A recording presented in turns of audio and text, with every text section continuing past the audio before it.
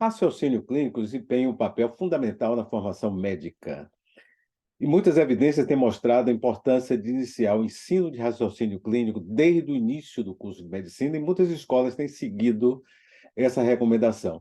Nós vamos falar aqui sobre modelos de raciocínio clínico, que é importante para um planejamento de um curso de raciocínio clínico na escola de medicina. Eu sou o professor Antônio Alberto Lopes, professor titular da Faculdade de Medicina da Bahia, Universidade Federal da Bahia. Então, modelos de raciocínio clínico são descritos dois modelos: o modelo de reconhecimento de padrões, é o chamado modelo heurístico, e o modelo hipotético dedutivo, também chamado de probabilístico. No modelo de reconhecimento de padrões, o clínico utiliza a experiência que ele tem de casos clínicos similares, né, e, obviamente, o conhecimento médico amplo. Ele é eficiente, permitindo que o diagnóstico seja feito mais rapidamente e o tratamento seja logo iniciado. Porém, é mais sujeito a erros diagnósticos se ele não pensar também em outras possibilidades diagnósticas para o paciente. Ele é mais comumente visto em serviços de emergência. Imagine um homem de 77 anos, hipertenso e diabético, ele é atendido na sala de emergência do hospital. Esse paciente aqui poderia referir o dor precordial em aperto, com duração de 2 horas, com irradiação para o braço esquerdo, acompanhada de sudorese. Diante de uma situação como essa, certamente um clínico experiente ou um cardiologista ele vai pensar imediatamente em infarto do miocárdio, né? Então, usando o reconhecimento de padrões.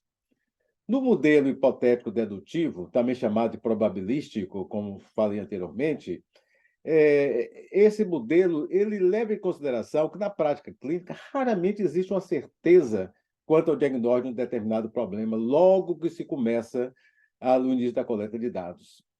Nesse modelo hipotético dedutivo, que é o modelo probabilístico, também chamado, são comparadas diferentes possibilidades diagnósticas e dados adicionais são usados para aumentar ou diminuir uma probabilidade de cada um dos possíveis diagnósticos, ou seguir exatamente pensando naquele diagnóstico mesmo como sendo mais provável. No modelo, desse modelo, por exemplo, hipotético, dedutivo, vamos pegar um exemplo aqui. Um homem de 77 anos, referindo fraqueza, da mesma idade daquele anterior, que eu coloquei lá, há 4 meses, intensa perda ponderal nesse período. Uma situação como essa é um pouco mais difícil de se pensar, basicamente, só em uma possibilidade diagnóstica. Várias doenças podem ser apresentadas dessa forma. Então, durante a coleta de dados adicionais, as probabilidades diagnósticas poderão ser modificadas e doenças não consideradas inicialmente, elas poderão ser consideradas como prováveis também à medida da sequência da coleta dos dados.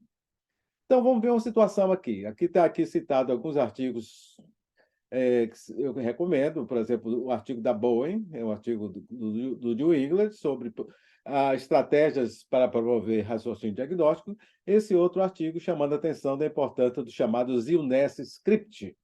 Vamos ver aqui o que eu chamaria aqui nesse artigo da Bowen como representação do problema, colocar de uma forma sintética a situação do paciente. Início agudo aqui de dor monoarticular recorrente em um homem de meia idade sem outros problemas.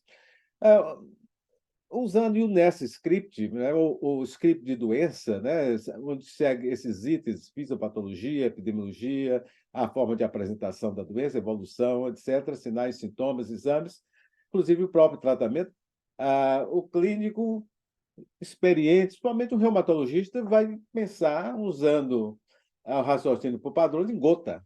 Se apresenta comumente dessa forma como está apresentado.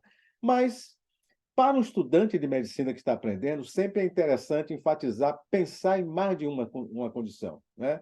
E entrar no modelo probabilístico, o que é também uma segurança para o próprio especialista, não ficar fixado apenas em uma situação e, por exemplo, pensar em outras situações que não pode deixar de pensar, como artrite séptica, porque é grave, né? Osteoartrite também, e usando o UNES Script, trabalha dentro do diagnóstico probabilístico. Bom, de forma que essa forma seria, inclusive, recomendada para o estudante aprender a raciocinar de forma probabilística. Então, por enquanto, vamos ficar por aqui. A gente vai conversar mais sobre raciocínio clínico. Vamos ter a oportunidade de conversar mais posteriormente.